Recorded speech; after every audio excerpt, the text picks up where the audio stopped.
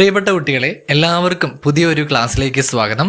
ഇന്നത്തെ ക്ലാസ്സിൽ 10ാം ക്ലാസ്സിലെ കെമിസ്ട്രി ഒന്നാമത്തെ ചാപ്റ്റർ ആയിട്ടുള്ള nomenclature of organic compounds and isomerism എന്ന ചാപ്റ്ററാണ് നമ്മൾ പഠിക്കാൻ പോകുന്നത്. അപ്പോൾ എൻ്റെ ക്ലാസ് ഇഷ്ടപ്പെടുകയാണെങ്കിൽ നമ്മുടെ ചാനൽ സബ്സ്ക്രൈബ് ചെയ്യാനും ലൈക്ക് ചെയ്യാനും ഷെയർ ചെയ്യാനും മറക്കരുത്. മാത്രമല്ല, ഞാൻ അപ്ലോഡ് ചെയ്യുന്ന ക്ലാസ്സുകൾ നിങ്ങൾക്ക് കാലതാമസം ഇല്ലാതെ ലഭിക്കണം എന്നുണ്ടെങ്കിൽ സബ്സ്ക്രിപ്ഷൻ്റെ അപ്പുറത്ത് തന്നെ കാണുന്ന ബെല്ലൈക്കൺ കൂടി ഒന്ന് എനേബിൾ ചെയ്ത് വെക്കുക കേട്ടോ. അപ്പോൾ ഒരിക്കൽ കൂടി നമ്മുടെ ചാപ്റ്ററിൻ്റെ പേര് നമുക്കൊന്ന് വായിക്കാം. Nomenclature of organic compounds and isomerism.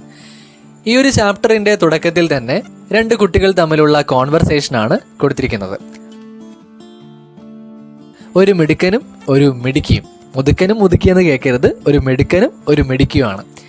അവരുടെ കയ്യിൽ സൂക്ഷിച്ചു നോക്കിയാൽ എന്തോ ഒന്ന് ഇരിക്കുന്നത് കാണാൻ പറ്റും. അതിനെ അങ്ങനെ എന്തോ ഒന്നെന്ന് പറഞ്ഞ് ചെറുതാക്കി കാണിക്കുന്നില്ല. അവരുടെ കയ്യിലിരിക്കുന്നത് ഹൈഡ്രോ കാർബൺ ആണ്. എന്താണ് ഹൈഡ്രോ കാർബണുകൾ? കാർബണും ഹൈഡ്രജനും മാത്രമുള്ള കോമ്പൗണ്ട്സ് ആണ്. അത് നമ്മൾ 9ാം ക്ലാസ്സിൽ പഠിച്ച കാര്യമാണല്ലേ. അപ്പോൾ അവരുടെ കയ്യിലിരിക്കുന്നത് രണ്ട് വ്യത്യസ്ത തരത്തിലുള്ള ഹൈഡ്രോ കാർബണുകളാണ്.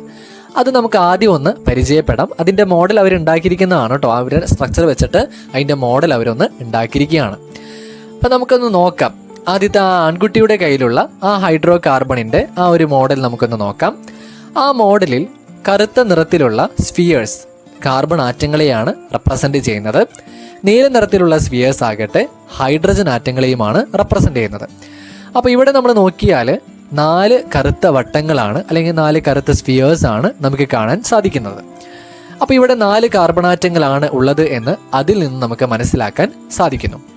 ഇനി അവിടെയുള്ള ഹൈഡ്രജൻ ആറ്റങ്ങളുടെ എണ്ണം നോക്കുമ്പോൾ നീലയാണ് ആ ഹൈഡ്രജൻ അല്ലേ. അപ്പോൾ ഹൈഡ്രജൻ ആറ്റങ്ങളുടെ എണ്ണം നോക്കുമ്പോൾ 1, 2, 3, 4, 5, 6, 7, 8, 9, 10 ഹൈഡ്രജൻ ആറ്റങ്ങളാണ് അവിടെയുള്ളതെന്ന് മനസ്സിലാക്കാൻ സാധിക്കും.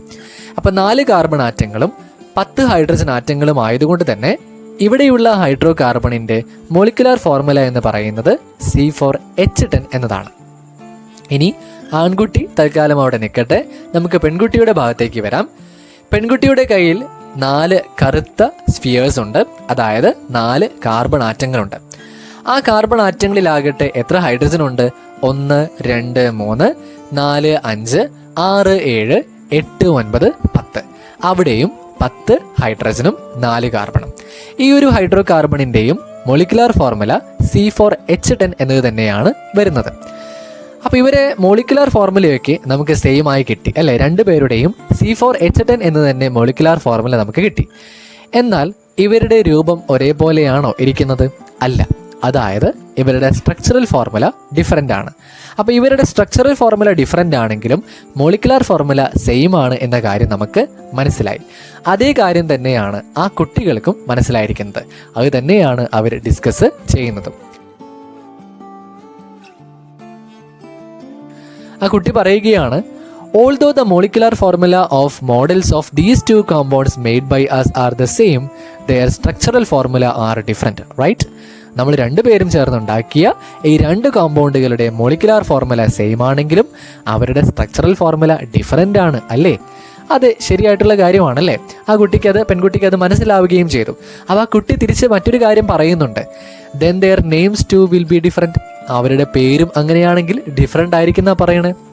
അപ്പോൾ തൽക്കാലം അവരുടെ പേരൊന്നും കണ്ടു കഴിഞ്ഞാൽ നമുക്ക് പറയാനുള്ള ലെവലിലോട്ടൊന്നും നമ്മൾ എത്തിയിട്ടില്ല. എങ്ങനെയാണ് ഇവർക്ക് ഈ ഒരു പേരൊക്കെ വരിക എന്നൊക്കെയാണ് നമ്മൾ ഈ ഒരു ചാപ്റ്ററിൽ പഠിക്കുന്നത് അല്ലേ. അപ്പോൾ വഴിയെ പേരൊക്കെ എഴുതാനായിട്ട് നമ്മൾക്ക് പഠിക്കാം. പക്ഷെ ഇവിടെ നമ്മൾ മനസ്സിലാക്കുന്ന ഒരു കാര്യം, മോളിക്കുലാർ ഫോർമുല സെയിം ആയി എന്ന് കരുതി എപ്പോഴും ഹൈഡ്രോ കാർബണുകളുടെ അല്ലെങ്കിൽ ഓർഗാനിക് കോമ്പൗണ്ടുകളുടെ സ്ട്രക്ചർ ഒരേപോലെ വരണമെന്നില്ല. പല രൂപത്തിലും ഭാവത്തിലും അവതരിക്കാൻ ആർക്ക് സാധിക്കും? നമ്മുടെ കാർബൺ കോമ്പൗണ്ടുകൾക്ക് സാധിക്കും. Several substances used in various fields of daily life are the contributions of organic chemistry. നമ്മുടെ നിത്യജീവിതത്തിൽ പല മേഖലകളിലും പലതരത്തിലുള്ള സബ്സ്റ്റൻസുകൾ നമ്മൾ യൂസ് ചെയ്യുന്നുണ്ടല്ലേ. അതെല്ലാം തന്നെ ഓർഗാനിക് കെമിസ്ട്രിയുടെ കോൺട്രിബ്യൂഷൻസ് ആണ്, അഥവാ സംഭാവനകളാണ്. Billions of carbon compounds have already been discovered. ഇതുവരെ കോടിക്കണക്കിന്, ലക്ഷമൊന്നുമല്ല, കോടിക്കണക്കിന് കാർബൺ കോമ്പൗണ്ടുകളാണ് നമ്മൾ കണ്ടെത്തിയിട്ടുള്ളത്. We know that the astonishing count of compounds, their peculiarities and possibilities have led to the formation of the specific branch of chemistry called organic chemistry. ഇത്തരത്തിൽ നമ്മളെ ഞെട്ടിക്കുന്ന കോമ്പൗണ്ടുകളുടെ എണ്ണവും അവരുടെ പ്രത്യേകതകളും അവരുടെ സാധ്യതകളും ഒക്കെയാണ് കെമിസ്ട്രിയിൽ ഒരു പ്രത്യേക ബ്രാഞ്ചിനെ രൂപകൽപ്പന ചെയ്തത്. ആ ബ്രാഞ്ചിൻ്റെ പേരാണ് organic chemistry. You have already learn about an important class of organic compounds, the hydrocarbons and their varieties, their structure, IUPAC rules of nomenclature, etc. അപ്പോൾ കഴിഞ്ഞ വർഷം ഓർഗാനിക് കെമിസ്ട്രി എന്ന ചാപ്റ്റർ പഠിച്ചു വന്നവരാണ് നമ്മളെല്ലാവരും തന്നെ. അപ്പോൾ ആ ചാപ്റ്ററിൽ ഓർഗാനിക് കോമ്പൗണ്ടുകളെക്കുറിച്ചും ഹൈഡ്രോ കാർബണുകളെക്കുറിച്ചും അവരുടെ വെറൈറ്റീസ് അല്ലേ, ആൽക്കെയിൻ, ആൽക്കീൻ, ആൽക്കൈൻ എന്നിങ്ങനെയുള്ള വെറൈറ്റീസിനെ കുറിച്ചും അവരുടെ സ്ട്രക്ചേഴ്സും പേരെഴുതാനുള്ള ആ നോമൻക്ലേച്ചറിനുള്ള IUPAC റൂൾസുമൊക്കെ നമ്മൾ പഠിച്ചതാണ്. The world of substances formed when carbon combines with elements like hydrogen, oxygen, nitrogen and few other elements has become indispensable to the modern life. നമ്മുടെ carbon, hydrogen, oxygen, nitrogen അതുപോലെ മറ്റ് ചില എലമെൻറ്റുകളൊക്കെ ആയിട്ട് കൂടിച്ചേർന്നുണ്ടാകുന്ന സബ്സ്റ്റൻസുകളുടെ ആ ഒരു ലോകം അല്ലെങ്കിൽ ആ ഒരു വേൾഡ് എന്ന് പറയുന്നത് നമ്മുടെ മോഡേൺ ലൈഫിൽ ഒഴിച്ചുകൂടാനാവാത്ത ഇൻഡിസ്പെൻസിബിൾ ആയിട്ടുള്ള ഒരു കാര്യം തന്നെയാണ്. The study of the structure, nomenclature and characteristics of numerous such compound is fascinating. അത്തരത്തിലുള്ള വിവിധ തരം കോമ്പൗണ്ടുകളുടെ സ്ട്രക്ചറുകളെക്കുറിച്ചും നോമൻക്ലേച്ചറിനെക്കുറിച്ചും ക്യാരക്ടറിസ്റ്റിക്സ് അഥവാ പ്രത്യേകതകളെക്കുറിച്ചുമൊക്കെയുള്ള പഠനം ഏറെ ഫാസിനേറ്റിംഗ് ആണ്, ഏറെ കൗതുകകരമാണ്. Let us get acquainted with some of these. ഇവയിൽ ചിലതൊക്കെ നമുക്കൊന്ന് പരിചയപ്പെടാം.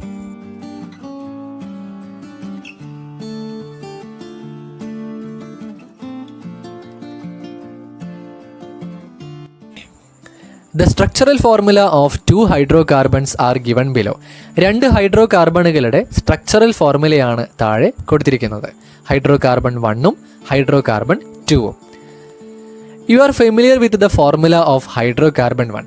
ഹൈഡ്രോ കാർബൺ 1ൻ്റെ ഫോർമുല നമുക്ക് പരിചിതമാണ് അല്ലേ, കഴിഞ്ഞ വർഷം നമ്മൾ കണ്ടിട്ടുള്ള ഒരു ഫോർമുല തന്നെയാണത്. സിംഗിൾ ബോണ്ട് വന്നാൽ അതെല്ലാം ആൽക്കെയിൻ ആണ് എന്ന് നമുക്കറിയാം. How many carbon atoms are there in this chain? ഈ ഹൈഡ്രോ കാർബൺ 1ൻ്റെ ചെയിനിൽ എത്ര കാർബൺ ആറ്റങ്ങളാണ് ഉള്ളത് എന്നാണ് നമ്മളോട് ചോദിക്കുന്നത്. 1, 2, 3, 4, 5 കാർബൺ ആറ്റങ്ങളാണ് ഉള്ളത്. അപ്പോൾ ഇവിടെ 5 എന്ന് എഴുതി. What is the word root of this carbon chain? ഈ കാർബൺ ചെയിനിൻ്റെ വേർഡ് റൂട്ട് എന്താണ്? 5 കാർബൺ ആറ്റം വന്നാൽ വേർഡ് റൂട്ട് പെൻറ്റാണ്.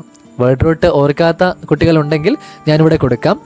1 കാർബൺ ആറ്റം വന്നാൽ വേർഡ് റൂട്ട് മീതാണ്, 2 കാർബൺ ആറ്റം ആണെങ്കിൽ ഈത്, 3 കാർബൺ ആറ്റം ആണെങ്കിൽ പ്രൊപ്പ്, 4 ആണെങ്കിൽ ബ്യൂട്ട്, 5 ആണെങ്കിൽ പെൻറ്റ്, 6 ആണെങ്കിൽ ഹെക്സ്, 7 ആണെങ്കിൽ ഹെപ്റ്റ്, 8 ആണെങ്കിൽ ഒക്റ്റ്, 9 ആണെങ്കിൽ നൊണ്ണ്, 10 ആണെങ്കിൽ ടെക്ക്. അപ്പോൾ ഇത് നിർബന്ധമായും ഈ വേർഡ് റൂട്ടുകൾ പഠിച്ചിരിക്കണം കേട്ടോ. അപ്പോൾ ഇവിടെ 5 കാർബൺ ആറ്റമാണ് ആ ചെയിനിൽ വന്നിരിക്കുന്നത്. അതുകൊണ്ട് തന്നെ വേർഡ് റൂട്ട് എന്താണ്? പെൻറ്റാണ്. Write the IUPAC name of this compound. ഈ കോമ്പൗണ്ടിൻ്റെ IUPAC നെയിം എഴുതാനാണ് പറഞ്ഞിരിക്കുന്നത്. അപ്പോൾ IUPAC നെയിം എഴുതാനായി ആദ്യം തന്നെ നമ്മൾ വേർഡ് റൂട്ട് എഴുതണം. അതിനുശേഷം സഫിക്സ്.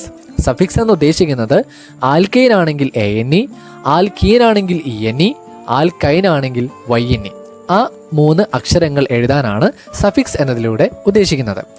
അപ്പോൾ ഇവിടെ സിംഗിൾ ബോണ്ട് വന്നതുകൊണ്ട് തന്നെ ഇതൊരു ആൽക്കീൻ ആണ് അല്ലെങ്കിൽ ഒരു സാച്ചുറേറ്റഡ് ഹൈഡ്രോ കാർബൺ. ആൽക്കൈനെ വിളിക്കുന്ന മറ്റൊരു പേരാണ് സാച്ചുറേറ്റഡ് ഹൈഡ്രോ കാർബൺ. അതാണ് നമുക്ക് മനസ്സിലാക്കാൻ സാധിക്കും. അപ്പോൾ വേർഡ് റൂട്ട് പെൻറ്റാണ്. അതിൻ്റെ കൂടെ ആൽക്കൈനെ സൂചിപ്പിക്കാൻ ANE എന്ന സഫിക്സും ചേർക്കുമ്പോൾ പെൻറ്റെയ്ൻ എന്നാണ് ഈ കോമ്പൗണ്ടിൻ്റെ IUPAC നെയിം വരുന്നത്. Analyse the structural formula of hydrocarbon 1 and hydrocarbon 2. Hydrocarbon 1ൻ്റെയും ഹൈഡ്രോ കാർബൺ 2ൻ്റെയും സ്ട്രക്ചറൽ ഫോർമുല ഒന്ന് പരിശോധിക്കുക. രണ്ടും കാണാൻ ഒരേപോലെയാണോ? അല്ല. What is the molecular formula of these 2 hydro carbons?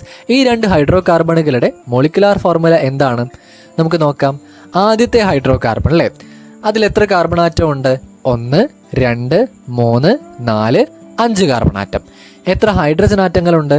3, 3, 2, 5, 5, 2, 7, 7, 2, 9, 9, 3, 12. അപ്പോൾ C5H12 എന്നതാണ് ആദ്യത്തെ ഹൈഡ്രോ കാർബണിൻ്റെ മോളിക്കുലാർ ഫോർമുല. മോളിക്കുലാർ ഫോർമുല കാണാൻ മറ്റൊരു ഇക്വേഷനും കൂടിയുണ്ട്.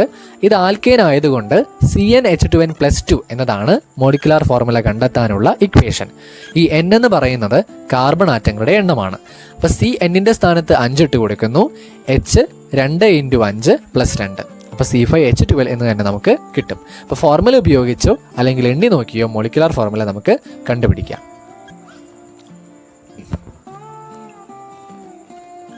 ഇനി രണ്ടാമത്തെ ഹൈഡ്രോ കാർബണിന്റെ മോളിക്കുലാർ ഫോർമുല നമുക്കൊന്ന് നോക്കാം.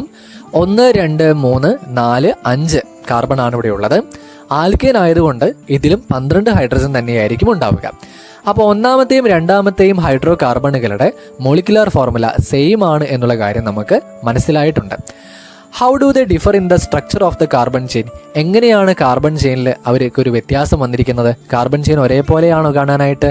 അല്ല അല്ലേ, കാർബൺ ചെയിന് സെയിം അല്ല. രണ്ടാമത്തെ ഹൈഡ്രോ കാർബണിൽ ഒരു ബ്രാഞ്ച് വന്നിരിക്കുന്നത് അല്ലേ, ഒരു മെയിൻ ചെയിനിൽ നിന്ന് ഒരു ബ്രാഞ്ച് വന്നിരിക്കുന്നത് നമുക്ക് കാണാൻ സാധിക്കും. Have a look at the structural formula of another hydrocarbon with the same molecular formula. Same molecular formula, അതായത് C5H12, ആ ഫോർമുലയിൽ തന്നെയുള്ള മറ്റൊരു ഹൈഡ്രോ കാർബണിൻ്റെ സ്ട്രക്ചറൽ ഫോർമുലയാണ് ഇവിടെ കൊടുത്തിരിക്കുന്നത്. അത് അതിനേക്കാൾ വ്യത്യസ്തമല്ലേ? It is clear that carbon atoms can form branched compounds. ഇതിൽ നിന്ന് നമുക്ക് എന്താണ് മനസ്സിലാക്കാൻ സാധിക്കുന്നത്? കാർബൺ ആറ്റത്തിന് ബ്രാഞ്ചഡ് കോമ്പൗണ്ടുകൾ ഉണ്ടാക്കാൻ സാധിക്കുമെന്നാണ്.